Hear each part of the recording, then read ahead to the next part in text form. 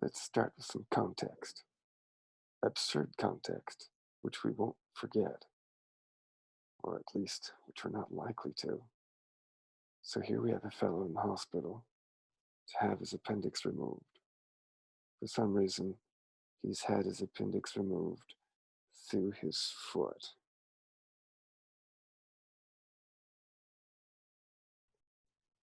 Let us review quickly.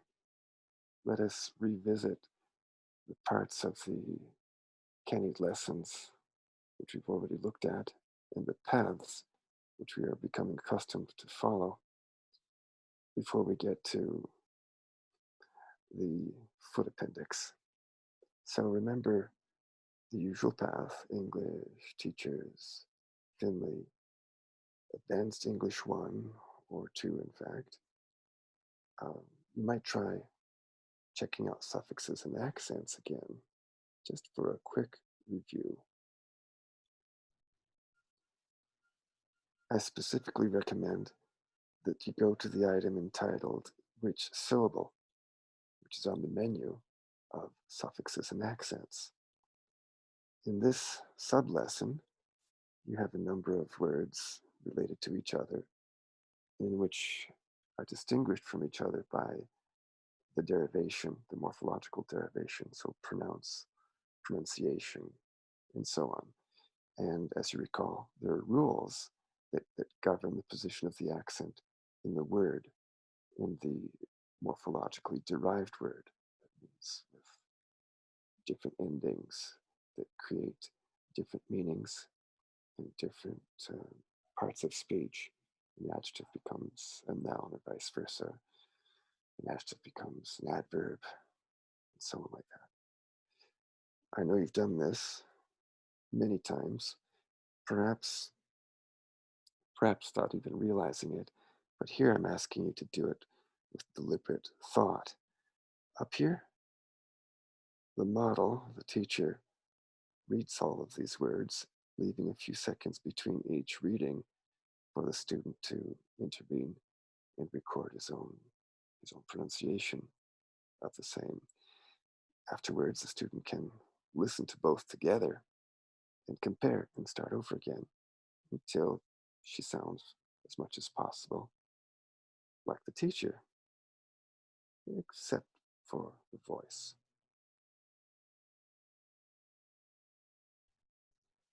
Back to the advanced English menu, try midterm oral. This is an old exam, which I'm partially recycling for your benefit. I'm sure you recognize the format, word pairs. Never mind this other stuff for the moment. Just go to word pairs. Sarcasm, sarcastic, and so on like that. And here you see, the teacher reads these pairs, leaving the student time in which to record it herself. Again, not necessarily trying to imitate his voice too closely. Go next, well, go back to that menu for advanced English. Go next to something I have imaginatively entitled Exercises. In these exercises, in the sublist for this lesson, we discover three interesting items. The first one, voicing. Of course, you should look at if you don't quite know what it is. We're going to focus right now on these three, starting with, well, the appendectomy story. Oh, voicing. What is voicing? Quickly, if you decide to have a look at that. Voicing simply refers to the voicing of a consonant. Consonants, in English at least, can be voiced or unvoiced. And when they change voicing or voice quality, they change the meaning, or they can change the meaning of whatever word they appear in. So, for example, we have house. That's house. That is voiceless. Now, That's a noun. But I can say to house, that is voiced. It's the same articulation in your mouth, your teeth, your tongue, and all of that, but not the vocal cords. That's the only difference. And it does create a difference in meaning. In this case, house is a noun, and house is a verb. To house somebody, well, refugees, for example, to put them in houses. So you have houses, that's the plural of the noun, house, and houses, that's the third person singular of the verb to house. Have a look at it if you're not sure of the concept. It's actually pretty simple. We have a few words in English which contrast with each other in important ways, depending solely on the voicing of the consonant. Well, leave that. Let's come back to our let's get back to our appendectomy story. Well, here are examples of some of the changes in meaning that can occur if you impose a certain intonational pattern, or you could even call it a musical contour, on a clause, or specifically the end of a clause. The entire clause can be affected, sometimes groups of clauses. Now, try the first one. Suppose we want to introduce new information. We are about to announce something that our listener is not aware of, or perhaps has never even thought of before. I call that the intonation of revelation or protest or new information. You can call it many different things. Let's see if the general idea can be brought out. So the pronunciation is, they removed his appendix through his foot. There you have that down here. You also have incredulity or indignation. That is to say that the information is no longer new, but perhaps has just been announced. So it is not totally new information anymore. The first person has announced they removed his appendix through his foot. And the listener who's just received this incredible, um, obnoxious, absurd message demands they removed his appendix through his foot. They removed his appendix through his foot. Through his foot.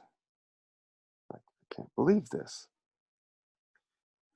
Now, another moment or so may pass, or not pass that slowly, maybe very soon afterwards, and that listener may make a demand for clarification, confirmation. He or she really, really can't believe what has just been announced. And so it comes out as this. They removed his appendix through his foot? Are you kidding me? Through his foot? There is another type of accent. Not everyone pronounces this in the same way. There's some variation, but I do believe that most people recognize the variant pronunciations.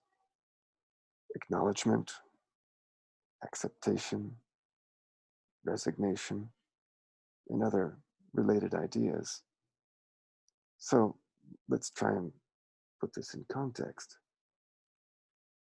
Suppose there have been stories about so and so having his appendix removed through his elbow, through his ear, through his belly button, through his foot. Suppose the question of feasibility has been raised, and For some reason, in spite of all other attempts to remove this fellow's appendix successfully, in the end, they had to go and remove it through his foot. Now, suppose in the beginning, the idea of removing his appendix through his foot appeared ridiculous. Someone brought it up, maybe the patient himself, and everyone else said, this is absurd, never mind that. We'll try to get his appendix out, I don't know, maybe through his belly button, maybe through an incision or something like that, maybe laparoscopy or something. But in the end, well, they removed his appendix through his foot. Through his foot. Let's go through all four of these. They removed his appendix through his foot.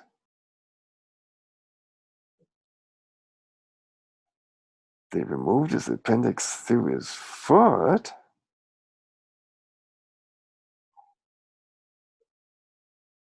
They removed his appendix through his foot.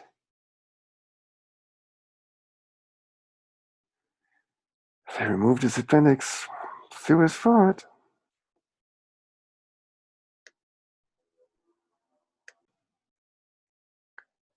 Now let's see if we can review this in somewhat closer detail. 5 sentential intonation patterns actually are presented here. There's a first one, which is very neutral. Call it information. They performed his appendectomy through his foot. The second one that we saw a moment ago, let's call it new information.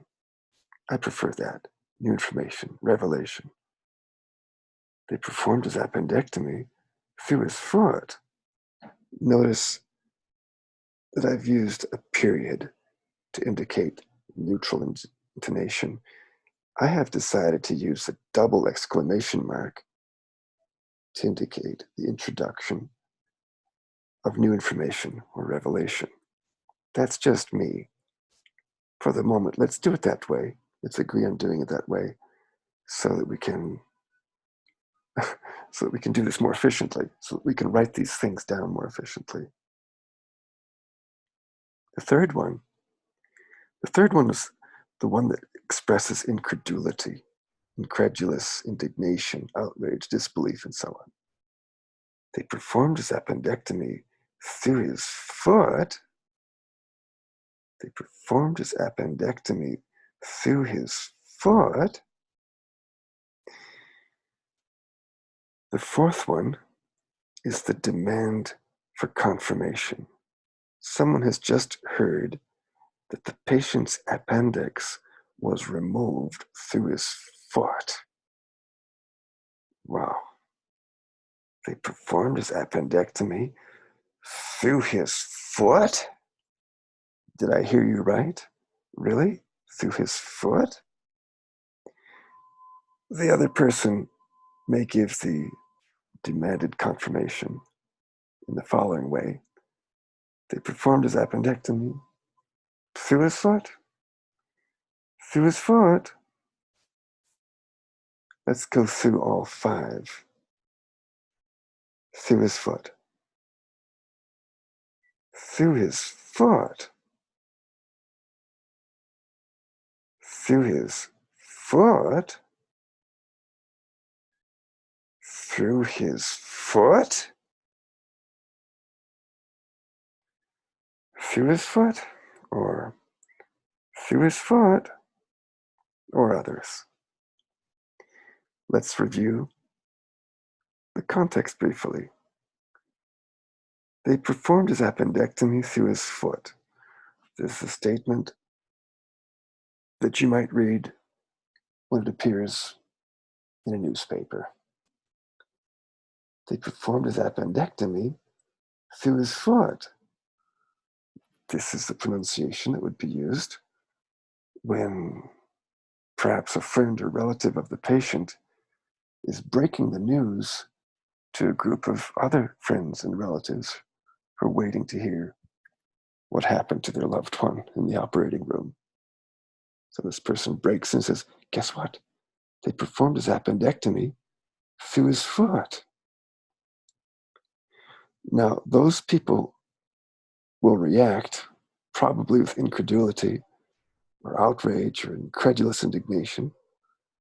They performed his appendectomy through his foot. Through his foot? Can't believe it. And they may also react with a demand for confirmation. Demand for confirmation. Did I really hear you right? They performed his appendectomy through his foot? This last one here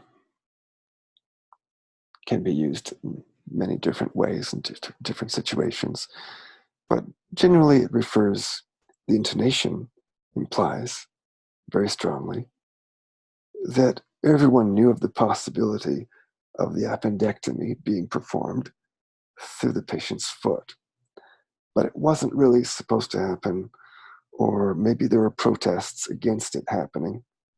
Well, anyway, in the end, they performed his appendectomy through his foot. They performed his appendectomy through his foot. There was no other way, so they performed his appendectomy through his foot.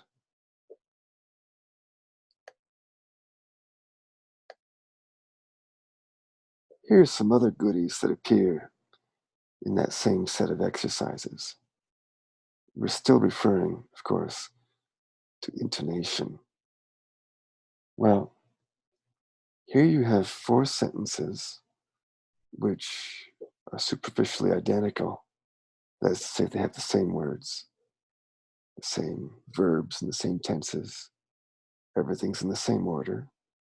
From sentence to sentence, nothing has been added, removed, or otherwise modified, except, of course, for the intonation.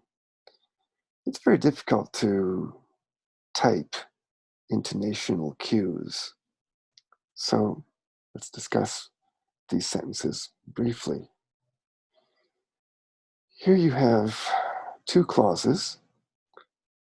First, this happened, then this happened. In other words, this sentence is composed of 2 clauses that are syntactically on the same level with each other. We usually call that a compound clause, as opposed to a complex one. Now, the conjunction, if you like, or the connector, not really a conjunction, but it's hard to say what this is. It's a temporal connector. Indicates that these 2 clauses are connected, they're related to each other, and the temporal content of one is related in a special way to that of the second one. But otherwise, what's interesting about these 2 clauses is that they are in parallel structure. Parallel because the first clause has a transitive verb, and so does the second one. Someone punches somebody, someone kicks somebody. That's parallel. And the parallel is heightened by the fact that John, the subject John of the first clause, is understood to be the same person as is referred to by the pronoun he. In other words, if I say John punched Jack, then he kicked him, we understand that John is recapitulated by the pronoun he, just as him refers to Jack. So that's pretty clear. John punched Jack, then he kicked him. X did something to Y, then X did something else to Y. Totally parallel. Now, the natural tendency in English is to put a slight accent. I'm talking about the sentence now. Put a slight accent, an extra accent, on any element that seems to be in contrast with any other element in the in the clause or the clauses or the paragraph or even the entire context? Well, it's not as fuzzy as that, as you'll see. Here, the first transitive verb is to punch. The second transitive verb is to kick. Because one follows the other, you could say that the second one is in a kind of contrast with the first, and so it takes a little accent. John punched Jack. Then he kicked him. That would be very neutral pronunciation. Adding that little intonational curve to the second clause is by no means special. And that extra intonation is added to the element which is most in contrast. So you've got kicking in contrast with punching. And notice that the parallel structure is respected. He is John, and him is Jack. What happens, however, if we change this a little bit? Punching and kicking receive the same accent. However, the first pronoun takes an extra accent. Let's see what this sounds like. John punched Jack. Then he kicked him. Take a second to think about the reference of he.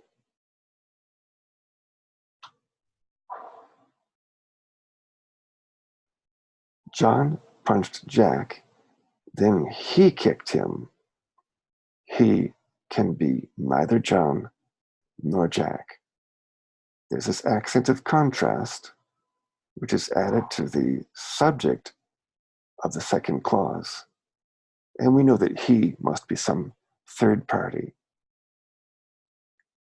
How about in the third sentence? John punched Jack. Then he kicked him. Punching and kicking are not contrastively accentuated. John and he are not contrastively accentuated either, but for some reason, Jack and him, the pronoun him, are contrastively accentuated. John punched Jack, then he kicked him. He is certainly John. Him is certainly not Jack. And so we understand that him refers to some third party. So John punches Jack, and then John kicks someone else. The last one is probably the most entertaining. Look at the way I've transcribed this. Punching and kicking are not in contrast with each other. John, the subject John, and the subject he are contrastively accentuated.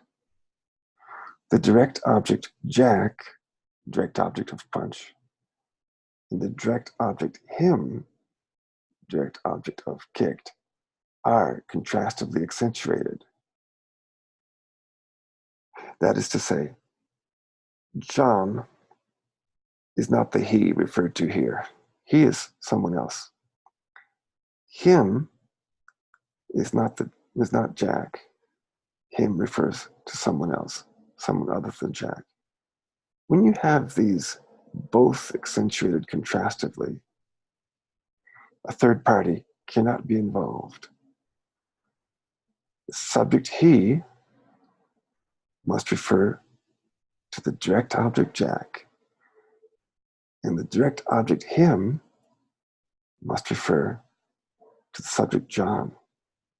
And so it sounds something like this. John punched Jack, then he kicked him.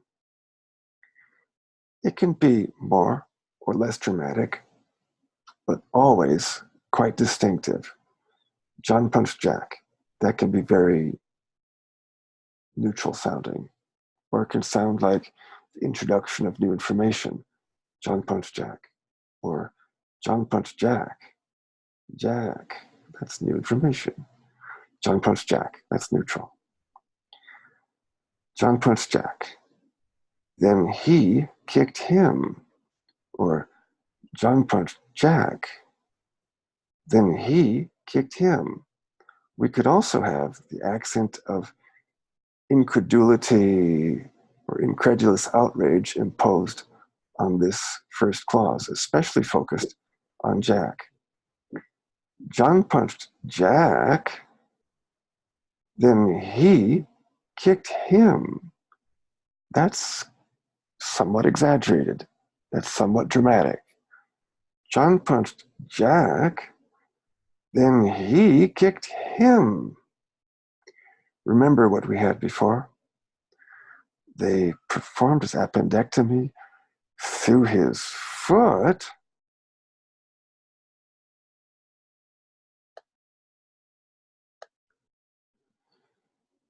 That accent, the accent of incredulity, indignant outrage,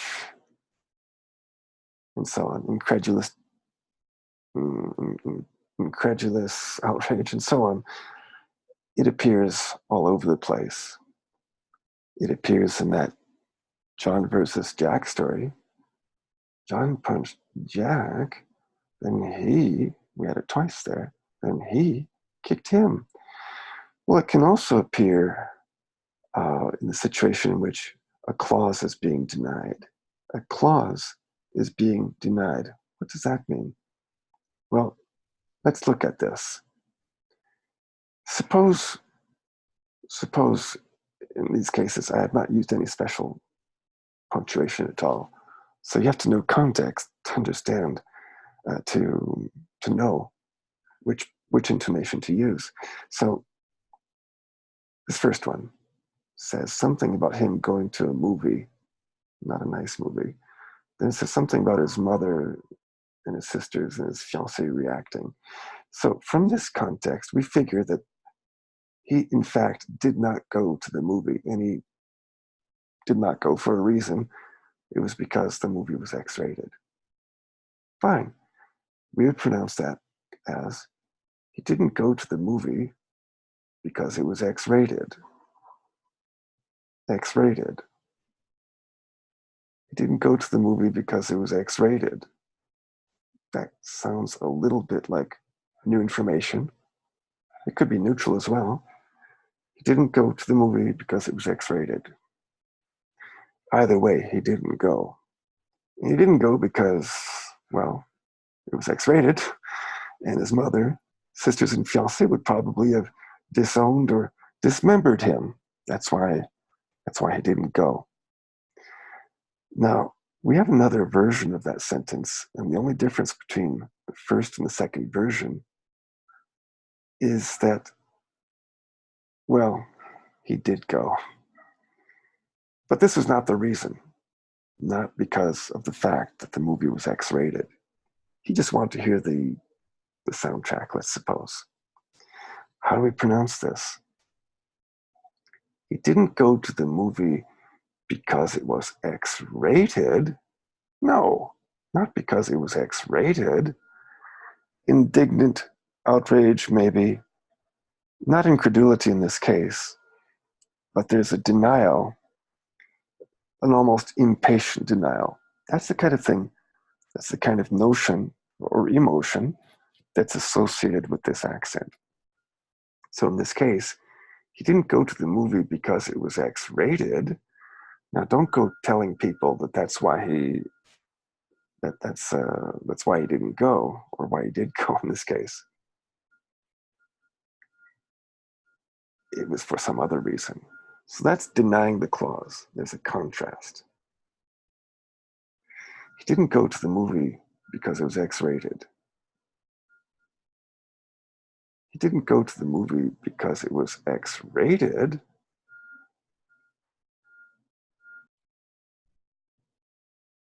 Just a reminder, here are a couple of other things you might want to look at. This is actually pretty important. Learning to pronounce sentences which contain possibly all three kinds of pronunciation challenges. position of the accent in the word, the position of the extra accent, the distinguishing extra accent in the three constructions that we've seen, and position of the extra accents or melodic contours or intonational characteristics, features that can be added to an entire clause or even two clauses and sometimes beyond. You have examples here, the teacher reads them. All you have to do is listen and repeat. Obviously, you'll need to know the rules about the position of the accent as a function of the endings, the suffixes, revolutionary, managerial, and so on.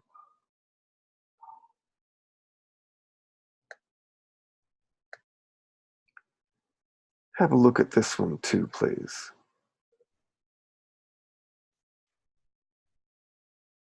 We'll do a lot of these.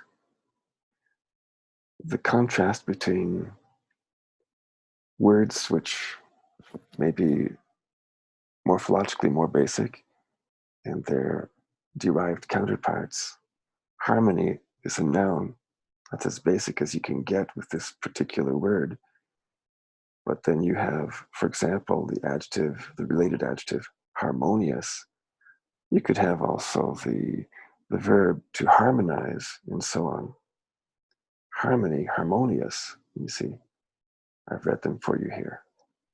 Conscious, conscientious, intimate, intimacy, intricate, intricacy, aristocrat, aristocracy. These are basic. Make sure that you take the time to study them.